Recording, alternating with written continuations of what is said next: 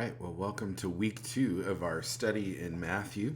If you've made it this far, congratulations. I guess we made it through the genealogy together, although we didn't really read a whole lot of the genealogy and get into all the names. Maybe another study will cover all that. Sometimes it's interesting. I actually remember being in a Sunday school class where one of our teachers went through the names and gave the history. It was actually pretty interesting to hear some of the stories of the people that you don't hear as much about in the Bible. So there is interest for those of us who like to dig deeper. Maybe you're one of those people. If so, I'll point you to some good resources. Which, by the way, on that note, I would like to highlight for you guys one of the resources that I really like is BibleProject.com. And you can go there and they actually have video summaries of every book in the Bible. And so I'll show you this is a printout. Get this on the screen correctly. And basically they take you through this little diagram and it's animated. And it's pretty cool how they outline everything. And some of the points that I made last week, you'll actually find right here on this diagram. So BibleProject.com. If my video editing skills are up to par, you will see it on the screen. If not, I will put it somewhere in this video so that you can go check it out. But highly recommend that. So last week we talked about Matthew chapter 1, and I gave you guys a couple of Old Testament references. And I believe it was Rhonda that said, asked the question of, was the scripture that I gave a summary of Matthew? And at first I was thinking, oh, no, it's more of a prophetic, a fulfillment of a prophetic word. But in one sense, it kind of is. Like Matthew takes a lot of time to connect those two, what's the word I'm trying to use? He's connecting the two testaments. He's trying to say, here's where we were and here's where we're going. And one of the things I appreciate about Matthew is that he is outlining for us the ministry of Jesus and the ministry of the kingdom. And that's going to become a theme as we go forward. And actually is one of the passions in my life. I teach on the kingdom in our discipleship school. And it's one of the things that for me was a game changer in Christianity when I understood that Jesus died not only for my salvation, but also to give me the kingdom. And that kingdom is part of how we are successful as Christians. And so more on that. If you get me started on that, we're going to be here for days. And that might not be good. So let's dive right into Matthew chapter 2. And what I'm going to do is I'm going to read verse 1 through verse 12. And I'm going to highlight as we go along the Old Testament scriptures that Matthew is referencing. And if you're interested, you can go back and read those and see the connect points. And at the end, I'm going to give you actually 3 takeaways that I get from this chapter that we can apply to ourselves personally. So hopefully it'll be educational and informative and inspiring. I always want to inspire. That's my biggest goal. So let's read. Verse 1 of chapter 2. Jesus was born in Bethlehem near Jerusalem during the reign of King Herod. After Jesus' birth, a group of spiritual priests, I should note that I am reading from the Passion Translation, which is why it maybe is a little more contemporary in our language, from the east came to Jerusalem and inquired of the people, "Where is the child who is born King of the Jewish people? We observed his star rising in the sky, and we've come to bow before him and worship." King Herod was shaken to the core when he heard this, and not only he, but all of Jerusalem was disturbed when they heard the news. So he called a meeting of the Jewish ruling priests and religious scholars, demanding that they tell him where the promised Messiah was prophesied to be born. "He will be born in Bethlehem, in the land of Judah," they told him, "because the prophecy states, 'And you, little Bethlehem, are not insignificant among the clans of Judah, for out of you will emerge the shepherd king of my people Israel.' Then Herod secretly summoned the spiritual priests from the east to ascertain the exact time the star first appeared. And he told them, 'Now go to Bethlehem and carefully look there for the child. And when you found him, report to me so that I can go bow down and worship him too. I'm just thinking that wasn't his intention. We'll find out in a minute. And on their way to Bethlehem, the same star they had seen in the east suddenly reappeared. Amazed, they watched as it went ahead of them and stopped directly over the place where the child was. And when they saw the star, they were so ecstatic that they shouted and celebrated with unrestrained joy. When they came into the house and saw the young child with Mary, his mother, they fell to the ground at his feet and worshipped him. Then they opened the treasure chests. Oops, I'm pushing the wrong buttons here. Then they opened the treasure chests full of gifts and presented him with gold, frankincense, and myrrh. Afterward, they returned to their own country by another route because God had warned them in a dream not to go back to Herod. That's a good thought. So let's talk about that for a minute. So you've got these wise men, and as we've traditionally been taught or seen in nativity scenes around Christmas time, there's three wise men, maybe surrounding the gold, frankincense, and myrrh. They figured that there were three because those were the gifts that were given. But actually, there were more than three. And in fact, some would suggest that there were a lot more than three. These were wise men of social standing that came from Babylon, and they had read the prophecies. They had read, obviously Daniel had been a prophet in and amongst the Babylonians and the Persians and the Medes, and they would have read Daniel's writings, and so and they would have read the Old Testament. They would have read the prophecies that came from Scripture as well, and so they were curious, and maybe like the people that chase tornadoes nowadays, they were chasing prophecies here. They were chasing the fulfillment of something that was a prophetic word that had been spoken. And the other part of this is that whatever happened, it wasn't just a bright star. There was something significant where God broke through, and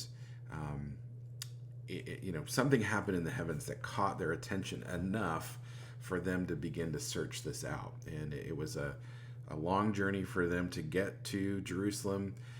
They were people of social standing because they were obviously, number one, it tells us that there was a great stir in Jerusalem. So their arrival caused some uproar in Jerusalem. And then they also had the opportunity to have an audience with Herod. So all of those things are things that maybe we don't think about as we hear the Christmas story. We kind of have a traditional view. But this was a big deal. The other part of it is, I think, when we hear the story, we think star appears, they take off, they arrive the same night, all of this happens within, a 24-hour period. That's not the case. And actually what we're looking at is probably a 2-year period, which makes sense when you think about it, because as I'm about to talk about, Herod is afraid and decides that he's going to kill the children Jewish children in Bethlehem who are under 2 years old, because he does the math and is figuring that's going to be the age range of the Messiah, and so I'm going to eliminate this threat. So all of that is kind of interesting. It's not things that we necessarily hear about or think about when we hear the Christmas story, because we've had it packaged so nicely in a way that makes sense to our current reality. A couple of scriptures that you may want to look up that are related to this that Matthew references are Jeremiah 23:5, Jeremiah 30 verse 9, and Zechariah 9 verse 9. And again, hopefully if I'm any good at this video editing, it's going to be on your screen. If not, just go back and rewind it and you can go look it up. So let's talk about Herod. Herod, not a nice guy, and as evidenced by the fact that he killed at least one of his wives and 2 of his sons. He was ruthless. He was someone who would do anything to maintain power.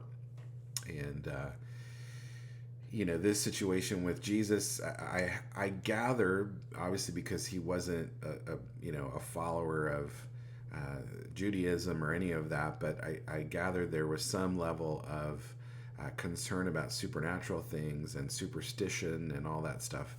And so for him to take that threat seriously instead of just dismissing it as, that's just a Jewish tradition that doesn't mean anything, he took this seriously, and seriously enough that he was willing to create a genocide among the people of Bethlehem and surrounding areas. And so not kind of a big deal, and Herod was not a good guy.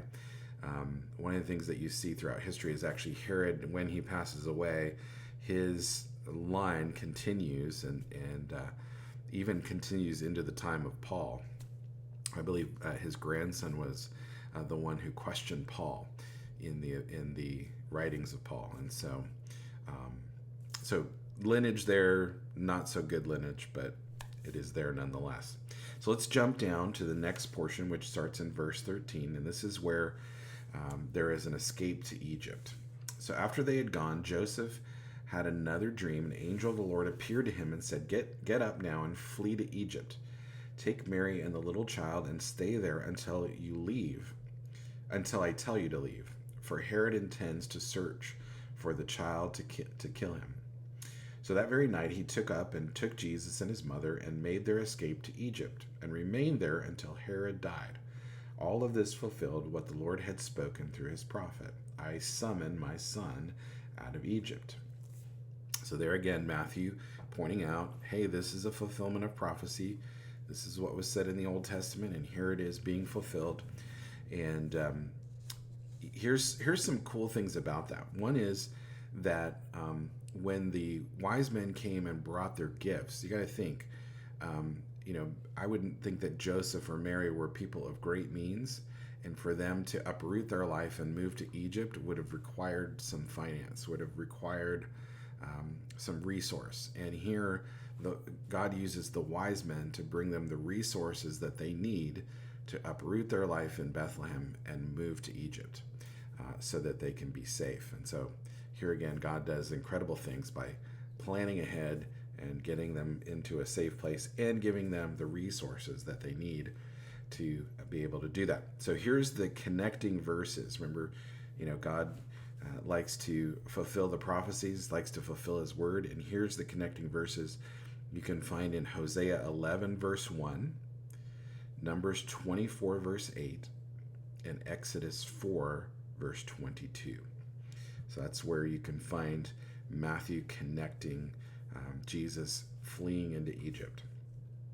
Let's jump down again here and look at Matthew 2, verse 16. When Herod realized that he had been tricked by the wise men, which I don't think he was tricked, they were wise, so they didn't have to go back there because they knew he was going to do something dumb. He was infuriated, so he sent soldiers with orders to slaughter every baby boy 2 years old and younger in Bethlehem and throughout the surrounding countryside, based on the time frame he was given from interrogating the wise men. This fulfilled the words of the prophet Jeremiah. Here it is, and this is Jeremiah 31:15. I hear the screams of anguish, weeping and wailing in Ramah. Rachel is weeping uncontrollably for her children, and she refuses to be comforted because they are dead and gone. And so, here it is. Jeremiah prophesies this, and it comes to pass in a very horrific and horrible way. And but thankfully, God had made provision for Jesus to not be among those who were killed in this situation. But again, just highlighting that Matthew is going to highlight for us how it's basically the bridge between the old and the new covenant. And he's saying, here's how we get to where we're going. This is what was before. Here's what God said. He is someone who keeps his word, and here's the fulfillment of that. And he's laying the groundwork for the message and ministry of Jesus. All right, so that was the genocide portion, and now we have the return to Israel. So after Herod died, this is verse 19, an angel of the Lord appeared to Joseph in a dream while he was still in Egypt, saying, Go back to the land of Israel and take the child and his mother with you, for those who sought to kill the child are dead. So he awoke and took Jesus and Mary and returned to the land of Israel. But when he heard that Archelaus, Herod's son, had succeeded him as ruler over all the territory of Judah, he was afraid to go back. Then he had another dream from God, warning him to avoid that region and instructing him instead to go to the province of Galilee. So he settled his family in the village of Nazareth, fulfilling the prophecy that he would be known as the branch. So there it is. That's all of Matthew chapter 2. Let's look at some takeaways that I take about this in terms of how we can apply the history of God's interaction with these particular characters and how we can take encouragement and apply some of these truths to ourselves. One is that I love that God breaks through our natural reality, and he, as my father-in-law likes to say, he hides in plain sight and wants us to see what he's doing. And our job is really to try to pay attention. And in this case, these were men, the wise men were men who didn't have a relationship with God, didn't have the same history, covenant history that Israel had. And yet God used them. He piqued their curiosity enough to lead them through a star, through an event that happened in the heavens, breaking, this supernatural reality, breaking through into the natural realm that caused them to be curious enough to go and see this event, go and see what happened here, and that to see actually that what was prophesied was fulfilled, and that Jesus, the Messiah, was born, and to go and see the child. And I love that God does that. I love that he used something supernatural, breaking through into the natural, that led them to the place that they needed to be, provided the resources that Joseph and Mary needed to get to where they needed to go in order to be safe.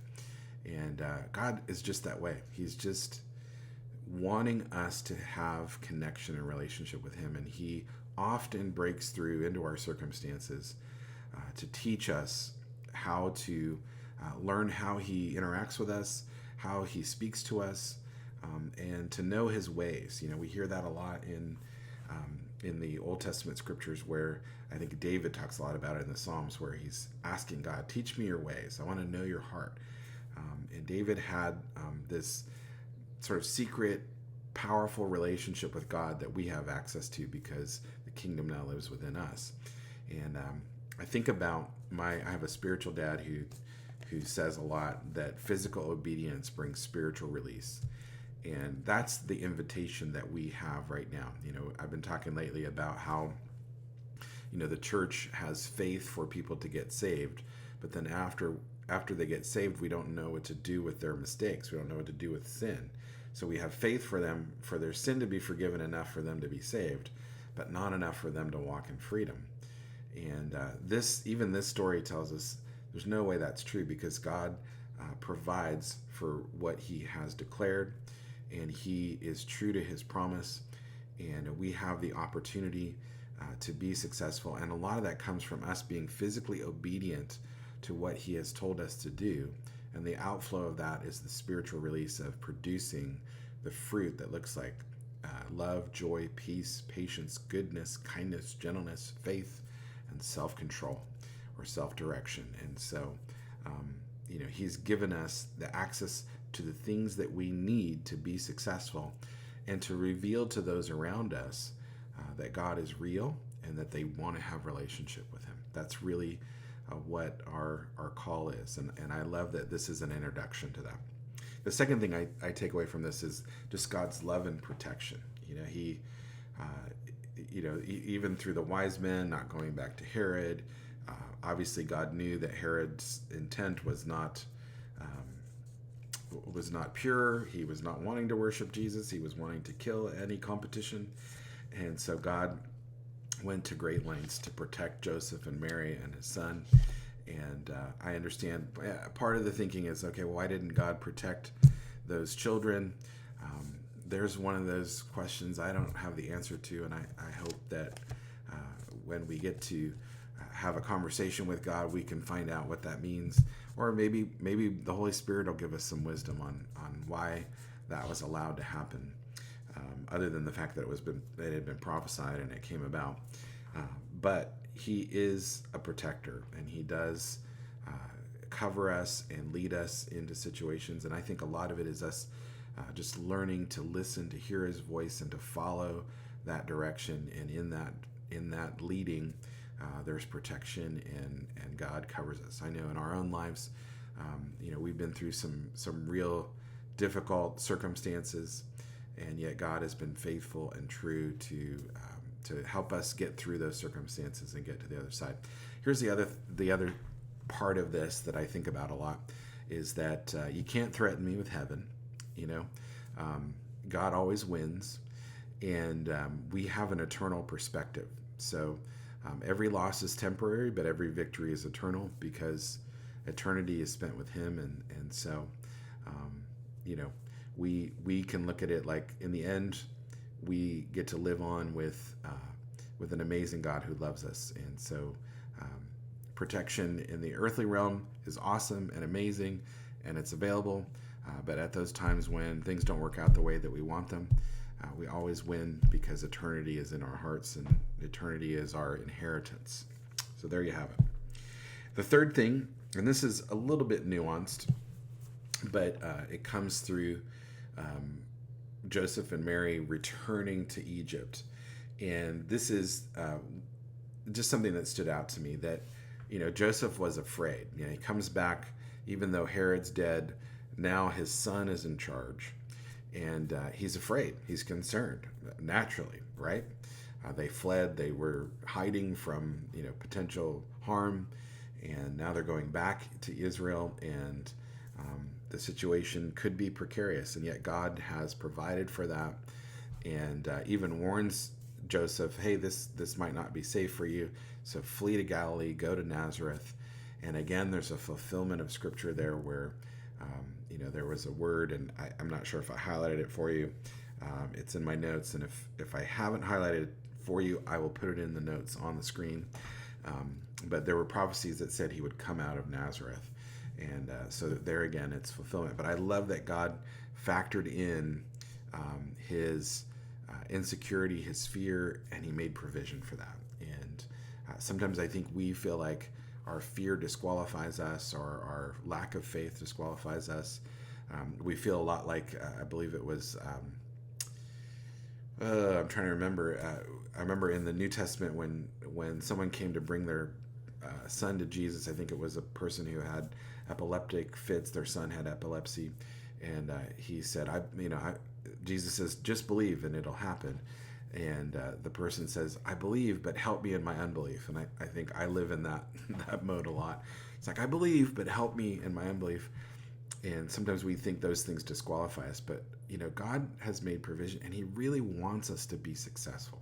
He really wants us to ultimately connect with him in relationships, so that we understand how far he goes for us, because he is a God of covenant who is determined to follow through on the promises that he has made to us. And our job is simply this: just be responsible for the potential that he put inside of you. Trust him, follow the direction that he's leading you in, and the end result is he's going to get you where you need to be. And obviously in this situation, that's what happened. So there you go. That's my takeaway. That's Matthew chapter 2. Pretty quick. And hope you got something out of it. If there are questions or comments, I'm gonna multitask, because I'm gonna be in class listening to Linda, but I'm also gonna have this up, and so as you're watching, I'll be interacting with you. So feel free to ask questions, make comments, or if you have insights on anything we talked about tonight, please put it in the chat, because I would love to be able to interact with you. This has been good for me. I'm learning things as I dive into some of the history, and so hopefully you're learning things too. So have a great night, and we'll see you again next week.